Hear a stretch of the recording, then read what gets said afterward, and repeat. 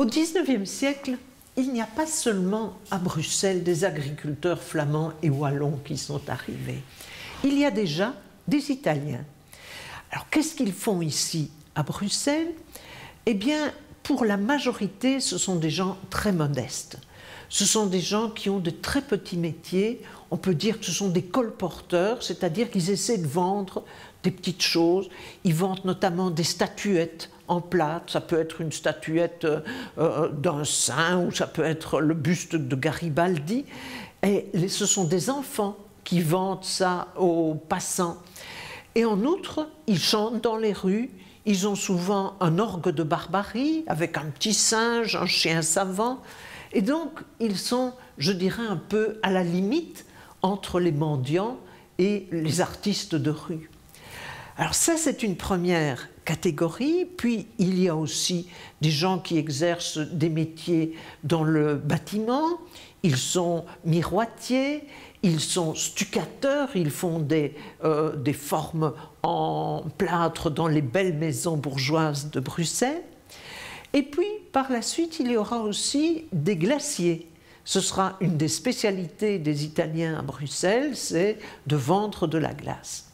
Alors, ce sont beaucoup de gens pauvres, et il y a à côté de ça quelques personnes aisées, quelques familles qui ont de l'argent, mais ce sont des milieux qui ne se rencontrent guère.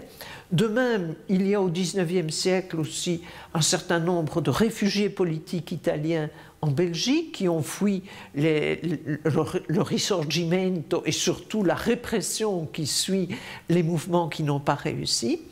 Mais ce sont deux mondes différents.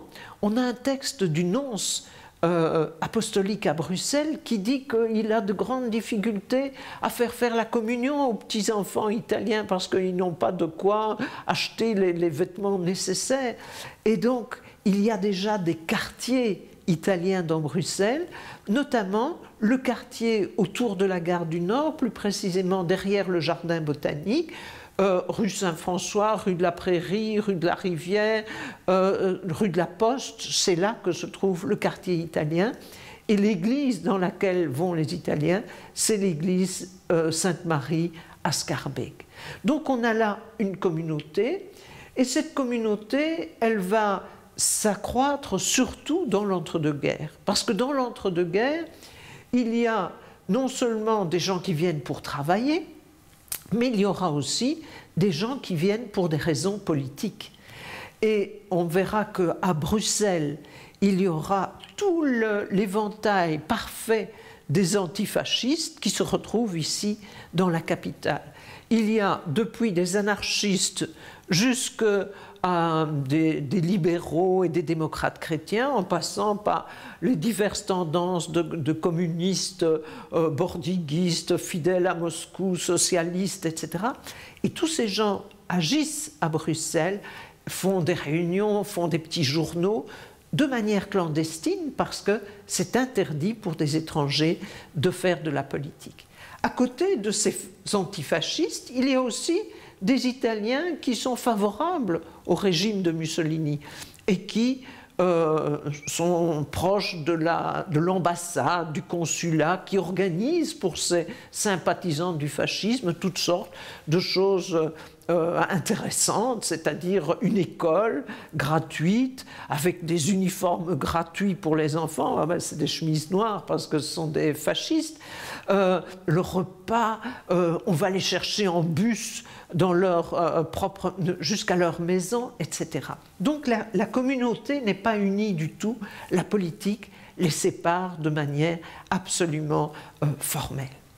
Pendant la guerre, cette séparation va être encore plus forte, puisque d'un côté, les antifascistes qui ont déjà été nombreux à lutter dans la guerre d'Espagne aux côtés de la République contre Franco, et d'autre part, les fascistes vont être face à face pendant la Seconde Guerre mondiale.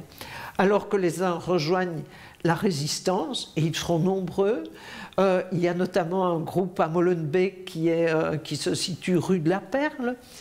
Et d'autre part, il y a les fascistes qui, eux, sont dans les meilleurs termes avec les occupants nazis et la tension politique est extrême, surtout que les fascistes ont souvent dénoncé les antifascistes aux occupants allemands. Alors la libération est un nouveau changement.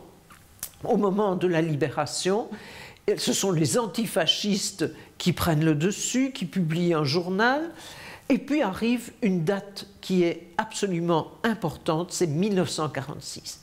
En 1946, il y a un appel d'hommes pour les mines. Alors vous me direz que les mines, ce n'est pas Bruxelles, mais c'est un mouvement très important numériquement. On considère qu'il y a pu y avoir jusqu'à 500 000 Italiens qui sont passés par la Belgique pendant la période, disons, 1946-1960. Et un certain nombre d'entre eux vont retourner en Italie ou vont continuer leur voyage au Canada. Mais il y en a aussi un certain nombre de ces mineurs qui, après leurs 5 années obligatoires de mine pour avoir le permis A et non plus le permis B qui était spécifique pour les mines, vont s'installer à Bruxelles. Et qu'est-ce qu'ils vont faire à ce moment-là à Bruxelles? Eh bien, ils vont rejoindre les chantiers de Bruxelles. C'est une époque où on construit énormément, où on fait des tunnels, où on fait des viaducs, où on élargit le canal. Il y a des tas de travaux qui demandent de la main-d'œuvre, et ces travaux sont tout de même, par rapport au travail des mines, moins pénibles et moins insalubres. Et donc, il va y avoir un apport supplémentaire d'Italiens, alors que dans l'entre-deux-guerres, c'était surtout des Italiens du Nord qui étaient venus, après l'appel de 1946, c'est de toute l'Italie qu'ils viendront, mais après 1960, plus spécifiquement du sud de l'Italie et des îles, la Sicile et la Sardaigne. Et donc, il va y avoir à ce moment-là des tas d'associations italiennes qui vont se créer à Bruxelles, des associations qui sont soit des associations politiques, les différents partis sont représentés, soit des associations sociales et culturelles, soit encore des organisations religieuses. Il y a à ce moment-là une mission catholique italienne qui est assez dynamique, comme sont dynamiques les partis qui sont représentés à Bruxelles. Alors, dans Molenbeek, par exemple, la communauté italienne est importante dans les années 60, 70. Elle est même la première communauté d'étrangers dans la commune. Et c'est intéressant de voir qu'ils sont devenus transparents au fil des années. C'est-à-dire que ce n'est pas qu'ils sont retournés massivement en Italie, mais ils ont changé de milieu professionnel. Il y en a beaucoup qui se sont recyclés dans l'horeca, dans la restauration, d'autres dans le bâtiment, mais en créant des petites entreprises de plomberie, de carrelage. Et finalement, ils ne vont plus être aussi concentrés dans certaines régions de Bruxelles, dans certains quartiers de Bruxelles, mais ils vont essaimer un peu partout dans Bruxelles, voire aller dans la banlieue verte lorsque leurs moyens le permettent. Et pour reprendre le cas de Molenbeek, on peut voir qu'ils sont restés souvent dans la commune, mais ont changé de quartier.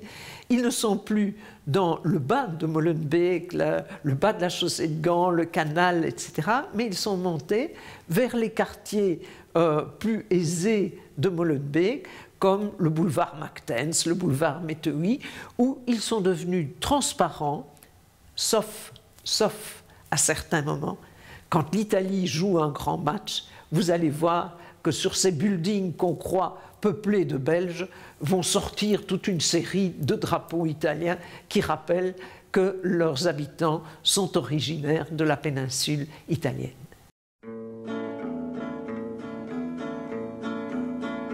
La tradotta che parte da Novara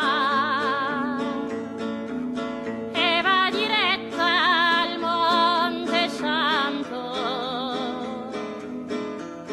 e va diretta al Monte Santo, il cimitero della gioventù, e va diretta al Monte